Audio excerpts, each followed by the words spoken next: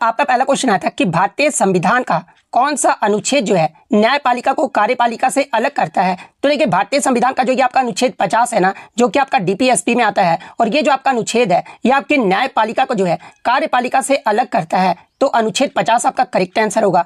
Next question आपका यहाँ पर आया था कि मोहन वीणा के जो है आविष्कार जो है ये किसने किया था। तो देखिए मोहन वीणा का जो आविष्कार है ना, ये पंडित विश्व मोहन भट्ट के द्वारा जब वो किया गया था, तो पंडित विश्व मोहन भट्ट आपका करेक्ट आंसर होगा। और क्या क्वेश्चन ये मैंने आपको एक्स्ट्रा फैक्ट में बताया था या फिर नहीं, और पहला ही जो क्वेश्चन था आपका रिपीट हुआ था फिर या नहीं, आप ये खुद जो है वो कमेंट करके बता दीजिएगा। इसके अलावा एग्जाम में आपसे एक प्रश्न पूछा जाता है कि निम्नलिखित में से किस हिंदुस्तानी शास्त्रीय वादक को जो है 1993 में राय कुडर के साथ अपने album a meeting boy the river के लिए जो है ग्रैमी पुरस्कार जो वो दिया गया था। तो देखिए मैं आपको बता दूं कि पंडित विश्व मोहन भट्ट को जो है ना, ये आपका 1993 में राय कुल्डर के साथ अपने album a meeting boy the river के लिए जो है इन्हें ग्रैमी पुरस्कार जो वो दिया गया था। तो ये फैक्ट भी आपको ध्यान में रखना है। नेक्स्ट क्वेश्चन आपका यहाँ पर था कि पंडित रविशंकर का संबंध ये जो किस वाद्य यंत्र से है। तो देखिए पंडित रविशंकर की बात कर ले तो ये जो आपके सितार वाद्य यंत्र से संबंधित है, तो सितार आपका करेक्ट आंसर होगा। और इनके अगर पुरस्कार की बात कर ले तो देखिए पंडित रविशंकर को 1999 में जो है इन्हें भारत रत्न पुरस्कार से सम्मानित किया गया था। 1981 में जो इन्हें पद्म विभूषण से, और 1967 में जो है इन्हें पद्म भूषण से, और 1962 में जो है इन्हें संगीत नाटक अकादमी पुरस्कार से जो वो सम्मानित किया गया था। तो ये फैक्ट भी आपको ध्यान में रखना है। अब देखिए मैं आपको बता दूं कि आज ही के शिफ्ट में आपके 3 वाद्ययंत्र और उनके कलाकार का नाम पूछ दिया गया है, तो आगे के शिफ्ट में भी आपसे यहां से प्रश्न बनेगा। तो देखिए अगर संतूर वादक की बात कर ले तो देखिए पंडित शिव कुमार शर्मा और भजन सुपारी, इन दोनों का जो संबंध है ना, ये आपके संतूर वाद्ययंत्र से है। हरिप्रसाद चौरसिया और पन्नालाल घोष, इन दोनों का जो संबंध है ये आपका बांसुरी वाद्ययंत्र से है। तबला वादक की बात कर ले तो देखिए जाकिर हुसैन, अल्लाह रखा खां, साबिर खान, पंडित किशन महाराज, पंडित ज्ञान प्रकाश घोष, ये जो आपके तबला वाद्ययंत्र से संबंधित है। सरोद वाद्ययंत्र की बात कर ले तो देखिए अलाउद्दीन खान, अली अकबर खान, अमजद अली खान, बुद्धदेव दास गुप्ता, ये जो आपके सरोद वाद्ययंत्र से संबंधित है। शहनाई वादक में आपके बिस्मिल्लाह खान, कृष्णाराम चौधरी, अली अहमद हुसैन आ जाते हैं। सितार वाद्ययंत्र में पंडित रविशंकर, शाहिद परवेज खान, बुद्धादित्य मुखर्जी, अनुष्का शंकर, ये जो आपके सितार वाद्ययंत्र से संबंधित है। सारंगी वाद्ययंत्र की बात कर ले तो देखिए शकूर खान, पंडित राम नारायण, रमेश मिश्रा और सुल्तान खान, ये जो आपके सारंगी वाद्ययंत्र से संबंधित है। वीणा वादक की बात कर ले तो देखिए वीणा वादक में आपके अयंकिरी श्याम सुंदरम और दुरई स्वामी आयंकर, इन दोनों का जो संबंध है ना, ये आपके वीणा वाद्ययंत्र से है। रुद्र वीणा की बात कर ले तो देखिए रुद्र वीणा में आपके जिया मोइनुद्दीन डागर आ जाते हैं। अब आप बोलेंगे कि सर जिया मोइनुद्दीन डागर वीणा में लिखा गया है, तो ये आपका थोड़ा सा गलत लिखा गया, थोड़ा आप इसको करेक्शन कर लीजिएगा। ये जो आपके जिया मोइनुद्दीन डागर है ना, ये आपके रुद्र वीणा से संबंधित है। और असद अली खान भी जो है ये आपके रुद्र वीणा से संबंधित है। मोहन वीणा की बात कर ले तो देखिए पंडित विश्व मोहन भट्ट को ही जो है ये आपका मोहन वीणा का आविष्कारक कहा जाता है। वायलिन वादक की बात कर ले तो देखिए Sushri Gopal Krishnan, Shrimati M Rajam, NR Muralidharan, M Chandrasekharan, Viji Jog और लालगुड़ी जयरामन, इन सभी का जो संबंध है ना, ये आपके वायलिन वाद्ययंत्र से है। घटम की बात कर ले तो देखिए TH विनायक राम, EM सुब्रमण्यम, ये जो आपके घटम वाद्ययंत्र से संबंधित है। मृदंगम की बात कर ले तो देखिए KB प्रसाद, SV राजा रॉय और उमलियापुरम शिवरामन, ये जो आपके मृदंगम से संबंधित है।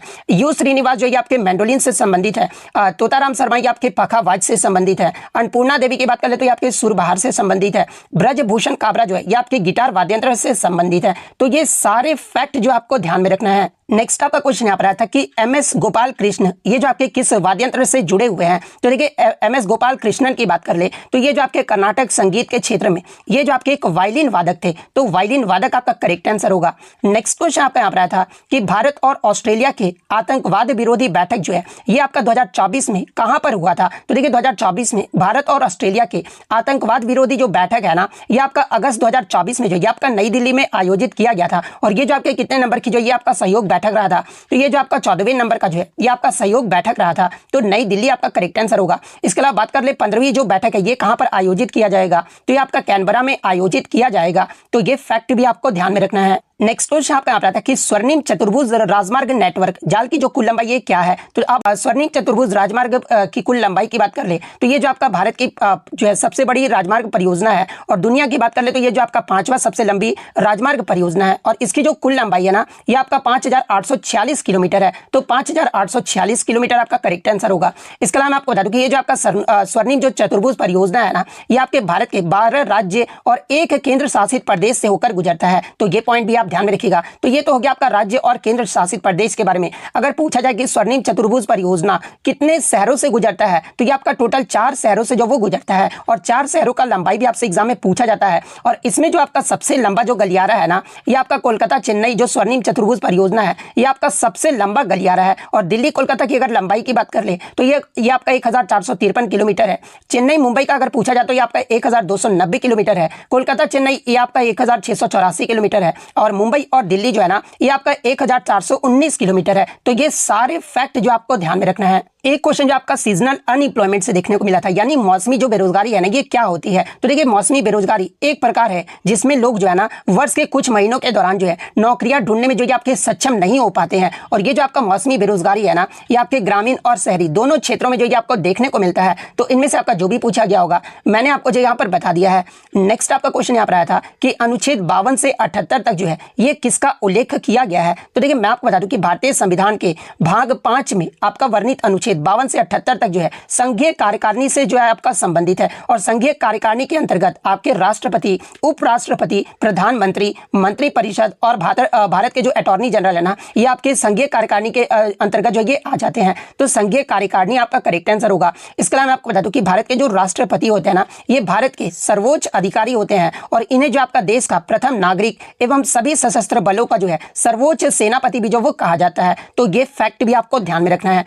नेक्स्ट आपका क्वेश्चन यहाँ पर आया था कि नंदा देवी राष्ट्रीय उद्यान जो है ये आपका किस राज्य में स्थित है। तो देखिए, नंदा देवी राष्ट्रीय उद्यान की बात कर ले तो ये जो आपका उत्तराखंड के चमोली जिले में स्थित सबसे शानदार जंगलों क्षेत्रों में से एक है। तो उत्तराखंड आपका करेक्ट आंसर होगा। इसके अलावा मैं आपको बता दूं कि नंदा देवी का जो शुरुआत में नाम था ये आपका नंदा देवी नहीं था। इसका जो नाम था ये आपका संजय गांधी राष्ट्रीय उद्यान था, जो कि आपका वर्ष 1982 में जो है इसे स्थापित किया गया था। और बाद में आपका वर्ष 2005 में इसका नाम बदलकर जो है ना नंदा देवी और फूलों की घाटी राष्ट्रीय उद्यान जो वो कर दिया गया था। तो ये फैक्ट भी आपको ध्यान में रखना है। नेक्स्ट आपका क्वेश्चन यहाँ पर आया था कि काकोरी जो ट्रेन डकैती है ना, ये कब हुआ था। तो देखिए, काकोरी जो ट्रेन एक्शन है ना, जो कि आपका एक ट्रेन डकैती था, जो कि आपका 9 अगस्त 1925 को जो है ये आपके लखनऊ के पास काकोरी नामक गांव में जो है ब्रिटिश राज के खिलाफ भारतीय स्वतंत्रता आंदोलन के क्रांतिकारियों के द्वारा जो ये आपका किया गया था। और इसमें आपके कौन कौन से स्वतंत्रता आंदोलन के क्रांतिकारी शामिल थे। तो देखिए, इसमें आपके राम प्रसाद बिस्मिल, अशफाक उल्ला खान, इसके अलावा राजेंद्र लाहिरी, केशव चक्रवर्ती, मुकुंदी लाल और बनवारी लाल, ये जो आपके इस क्रांतिकारी में जो वो शामिल थे। इसके अलावा मैं आपको बता दूं कि स्वतंत्रता सेनानियों में राम प्रसाद बिस्मिल, अशफाक उल्ला खान और रोशन सिंह को जो है काकोरी षड्यंत्र में शामिल होने के आरोप में जो है इन्हें आपका 19 दिसंबर 1927 को जो है ये आपका फांसी भी जो वो दे दिया गया था। तो ये फैक्ट भी आपको ध्यान में रखना है। तो आपसे कब पूछा गया था, तो ये आपका 9 अगस्त 1925 आपका करेक्ट आंसर होगा। नेक्स्ट आपका यहाँ पर क्वेश्चन आया था कि कौन से भारतीय हॉकी खिलाड़ी को जो है वर्ष 2024 के लिए FIH player of the year का जो खिताब है ना, ये आपका दिया गया है। तो देखिए, 2024 के लिए FIH player of the year का जो खिताब है ना, ये आपके भारतीय हॉकी खिलाड़ी हरमनप्रीत सिंह को जो है आपका दिया गया है। तो हरमनप्रीत सिंह आपका करेक्ट आंसर होगा। इसके अलावा मैं आपको बता दूं कि 2024 के लिए जो है FIH goalkeeper of the year का जो खिताब है ना, ये आपके पूर्व गोलकीपर PR श्रीजेश को जो वो दिया गया, क्योंकि PR श्रीजेश जो आप संन्यास जो वो ले लिए हैं, इसलिए मैं यहाँ पर पूर्व जो वो लगा दिया हूँ। तो अगर आपसे गोलकीपर का पूछा गया होगा तो PR श्रीजेश आपका करेक्ट आंसर होगा। अगर सिर्फ आपसे प्लेयर ऑफ द ईयर का पूछा गया होगा तो हरमनप्रीत सिंह आपका करेक्ट आंसर होगा। तो इन दोनों में से आपका जो भी पूछा गया होगा मैंने आपको जो यहाँ पर बता दिया है।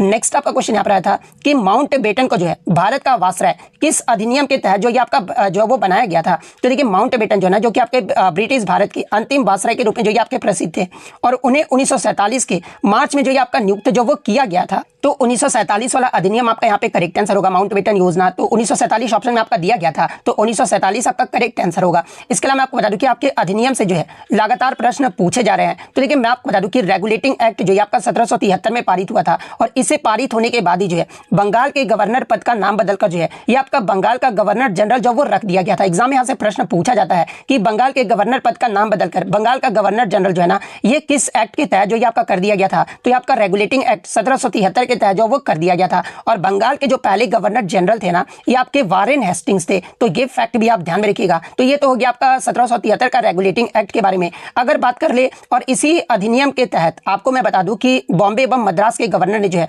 बंगाल के गवर्नर जनरल के अधीन भी जो वो कार्य किया था।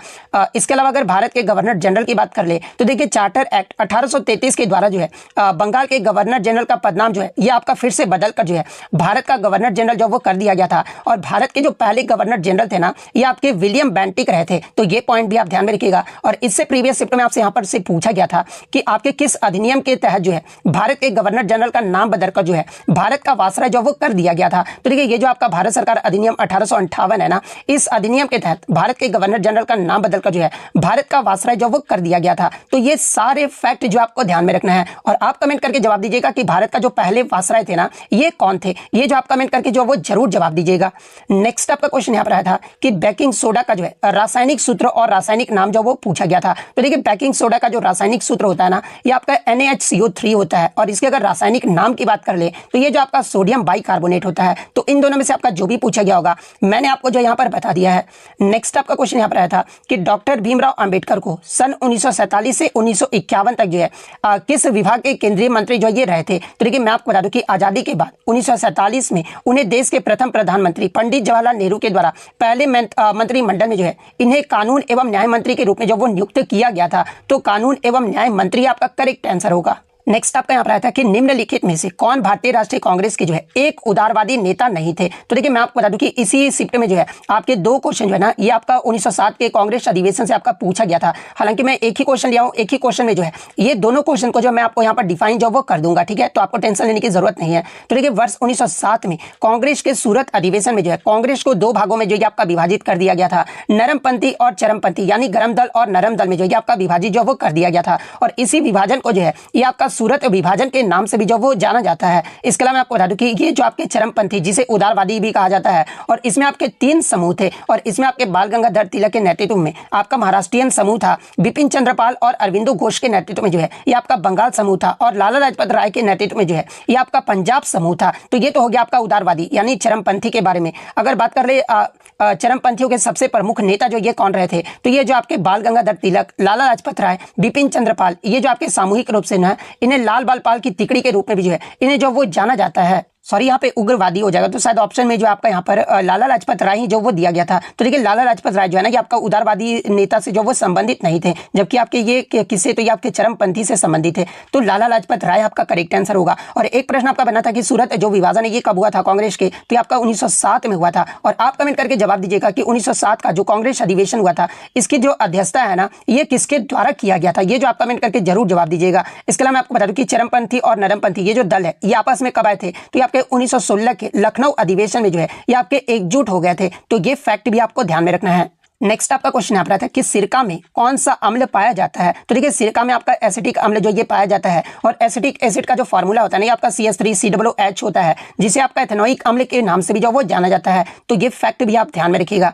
नेक्स्ट आपका क्वेश्चन यहाँ पर आता है कि अकबरनामा पुस्तक का पहला जो खंड है ना ये किसके बारे में बताता है। तो देखिए मैं आपको बता दूं कि अकबरनामा जो पुस्तक है ये आपका अबुल फजल के द्वारा जो वो लिखा गया था, जो कि आपका मूल रूप से जो है ये आपका फारसी भाषा में जो वो लिखा गया था। और अकबरनामा को जो है ये आपका 3 खंडों में जो ये आपका विभाजित जो वो किया गया था, जिसमें अगर पुस्तक के पहले खंड की बात कर ले तो ये भी मैंने आपको एक्स्ट्रा फैक्ट में बताया था। तो देखिए पहले खंड में अकबर के जन्म, तैमूर के परिवार का इतिहास, और बाबर और हुमायूं के शासनकाल, और दिल्ली के सूरी सल्तानों से जो है ये आपका पहला खंड जो वो आपका संबंधित था। दूसरे खंड की बात कर ले तो ये जो आपका वर्ष 1602 तक जो है अकबर के शासनकाल के विस्तृत इतिहास का वर्णन जो इसमें किया गया है, और अकबर के शासनकाल के दौरान की घटनाओं का भी जो है इसमें आपका दर्ज जो वो किया गया है। तो ये जो आपका दूसरा खंड रहा था। तीसरे खंड को आपका आईने अकबरी के नाम से जो वो जाना जाता है। हालांकि मैं आपको दूसरे खंड के बारे में एक और बात बता देता हूं कि इस पर आपका ये भी प्रकाश डाला गया था दूसरे खंड में कि बैरम खान और अकबर ने जो है हेमू के खिलाफ पानीपत की जो दूसरी लड़ाई है ये आपका 1556 में जीती थी। ये आपका दूसरे खंड में ही जो आपका बताया गया था। और तीसरे खंड को जो ये आपका अकबरनामा आईने अकबरी के रूप में जाना जाता है। और अकबरनामा के तीसरे खंड में साम्राज्य के प्रशासनिक व्यवस्था का वर्णन जो वो किया गया है। और ये जो आपका अकबर के घराने, सेना, राजस्व और मुगल साम्राज्य के जो आपका भूगोल से जो ये आपका संबंधित रहा था। तो पहला खंड आपसे पूछा गया था, तो ये वाला ऑप्शन आपका यहाँ पे करेक्ट आंसर होगा। नेक्स्ट आपका क्वेश्चन यहाँ पर आया था कि भारतीय राष्ट्रीय कांग्रेस के जो है प्रथम अध्यक्ष जो ये कौन रहे थे। तो देखिए भारतीय राष्ट्रीय कांग्रेस यानी INC का जो ये आपकी स्थापना है ना ये आपका 28 दिसंबर 1885 को हुआ था। और इसका जो पहला अधिवेशन है ना ये आपका बॉम्बे में आयोजित किया गया था। और INC की जो स्थापना है ना ये किसके द्वारा किया गया था, तो ये आपके A.O. ह्यूम के द्वारा जो वो किया गया था। और इसकी जो पहली अध्यक्षता है ना ये आपके जो है व्योमेश चंद्र बनर्जी के द्वारा जो वो किया गया था। तो व्योमेश चंद्र बनर्जी आपका करेक्ट आंसर होगा। और INC के पहले अधिवेशन में जो है कितने सदस्यों ने भाग लिया था, तो ये आपके टोटल 72 सदस्यों ने जो वो भाग लिया था। तो ये पॉइंट भी आप ध्यान में रखिएगा। और यहाँ से एग्जाम में एक प्रश्न पूछा जाता है कि जब भारतीय राष्ट्रीय कांग्रेस यानी आईएनसी की स्थापना हुई थी ना, उस समय जो आपके भारत के वायसराय कौन रहे थे, तो इस समय जो भारत के वायसराय है ना, ये आपके डफरिन रहे थे। तो ये पॉइंट भी आप ध्यान में रखिएगा। इसके अलावा एग्जाम में पूछा जाए कि आईएनसी के पहले मुस्लिम अध्यक्ष कौन रहे थे, तो ये आपके बदरुद्दीन तैयबजी रहे थे। कांग्रेस की पहली महिला अध्यक्ष अगर पूछा जाए तो ये आपका एनी बेसेंट रही थी। अगर पूछा जाए कि कांग्रेस की अध्यक्ष बनने वाली पहली भारतीय महिला कौन रही थी, तो ये आपका सरोजनी नायडू रही थी। आईएनसी के पहले अंग्रेज अध्यक्ष के बारे में अगर पूछा जाए तो ये आपके जॉर्ज यूल रहे थे। तो ये सारे फैक्ट जो आपको ध्यान में रखना है। नेक्स्ट आपका क्वेश्चन आता था कि निम्नलिखित में से किस संगठन ने जो है सारथी मोबाइल एप्लीकेशन जो वो लॉन्च किया है। तो देखिए ये जो आपका जनवरी 2022 में सेबी के द्वारा, यानी जिसका फुल फॉर्म आपका भारतीय प्रतिभूति और विनिमय जो आपका बोर्ड होता है, और इसी के द्वारा जो आपका जनवरी 2022 में जो है सारथी मोबाइल ऐप जो वो आपका लॉन्च किया गया था। तो जनवरी 2022 आपका करेक्ट आंसर होगा। और सेबी का जो आपका ये स्थापना ये आपका शायद 1988 में हुआ था। आप एक बार देख लीजिएगा, ऐसे में अभी ध्यान में नहीं आ रहा है, लेकिन शायद आपका 1988 में इसकी जो है वो स्थापना की गई थी। नेक्स्ट आपका क्वेश्चन यहाँ पर आया था कि ओमकारेश्वर जो बांध है ना, ये आपका किस नदी पर स्थित है। तो देखिए ओमकारेश्वर बांध की बात कर ले तो ये जो आपका नर्मदा नदी पर एक गुरुत्वाकर्षण बांध है जो कि आपका खंडवा जिले के मध्य प्रदेश में स्थित है। तो नर्मदा नदी आपका करेक्ट आंसर होगा। इसके अलावा अगर अन्य बांध की बात कर ले तो देखिए पोंग बांध जो है ना, ये आपका ब्यास नदी पर स्थित है। मैटूर बांध की बात कर ले तो ये जो आपका तमिलनाडु के सेलम जिले में कावेरी नदी पर स्थित है। तो ये फैक्ट भी आप ध्यान में रखिएगा।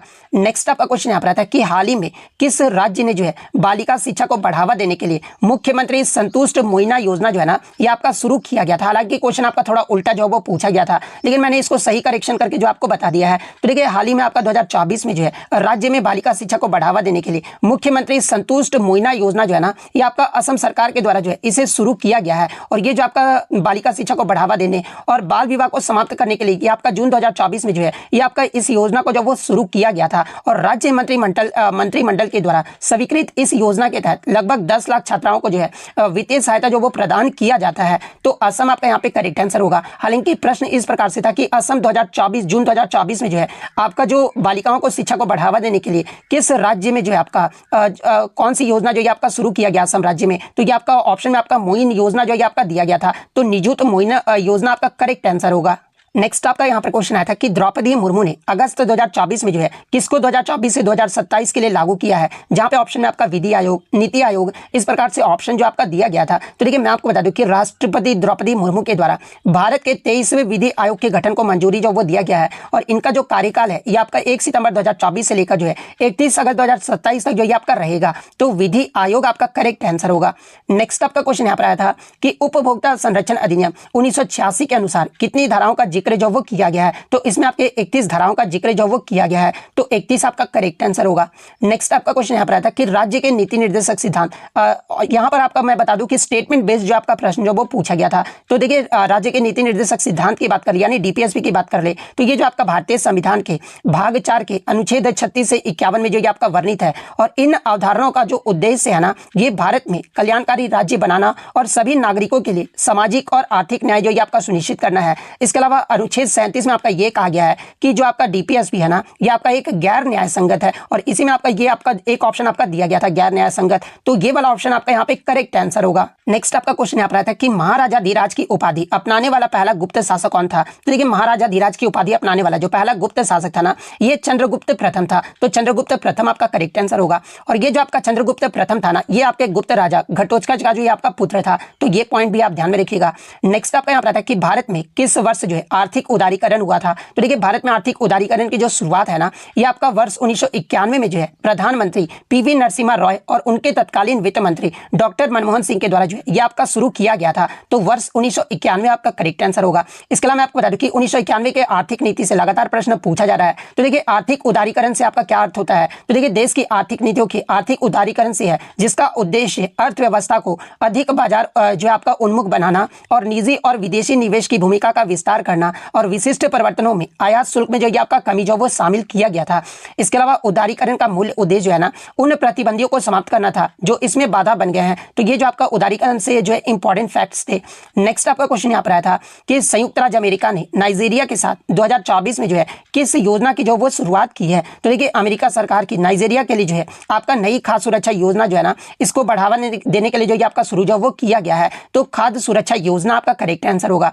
नेक्स्ट आपका क्वेश्चन यहाँ पर आया था कि भारत का संपूर्ण उत्तरी मैदान जो है ना ये किस प्रकार का मिट्टी से बना है। तो देखिए भारत का जो संपूर्ण उत्तरी मैदान है ना ये आपका जलोढ़ मिट्टी से जो ये आपका बना हुआ है, तो जलोढ़ मिट्टी आपका करेक्ट आंसर होगा। नेक्स्ट आपका क्वेश्चन यहाँ पर आया था कि नेताजी सुभाष चंद्र बोस हवाई अड्डा ये जो आपका कहाँ पर स्थित है। तो देखिए नेताजी सुभाष चंद्र बोस हवाई अड्डा जो है ना ये आपका पश्चिम बंगाल में स्थित है, तो कोलकाता पश्चिम बंगाल आपका करेक्ट आंसर होगा। नेक्स्ट आपका यहाँ पर आता है कि निम्न में से कौन सा अम्ल जो है ना जीवाणु दूध को दही में बदलता है। तो देखिए एसिड आपका पूछा गया था, तो देखिए ये जो आपका लैक्टिक एसिड है ना ये आपका दूध को दही में जो ये बदल देता है, और लैक्टोज के किण्वन से उत्पन्न लैक्टिक अम्ल पीएच करके जो है दही के खट्टे स्वाद में जो ये आपका योगदान जो वो देता है, और इसमें लैक्टिक अम्ल जीवाणु द्वारा दूध के रूपांतरण के साथ विटामिन B12 की मात्रा भी जो ये आपका बढ़ जाता है, तो लैक्टिक अम्ल आपका करेक्ट आंसर होगा। नेक्स्ट आपका क्वेश्चन यहाँ पर आया था कि भारतीय परिषद अधिनियम 1909 को जो है ना ये किस रूप में जो वो जाना जाता है। तो देखिए भारतीय परिषद अधिनियम 1909 जिसे आमतौर पर जो है ये आपका मार्लो मिंटो या फिर मिंटो मार्ले सुधार के नाम से जो वो जाना जाता है, और इसे आपका यूनाइटेड किंगडम की संसद का एक अधिनियम था जो ब्रिटिश भारत के शासन में भारतीयों की भागीदारी में जो है ये आपका सीमित वृद्धि जो वो लाता था, तो मार्ले मिंटो सुधार आपका करेक्ट आंसर होगा।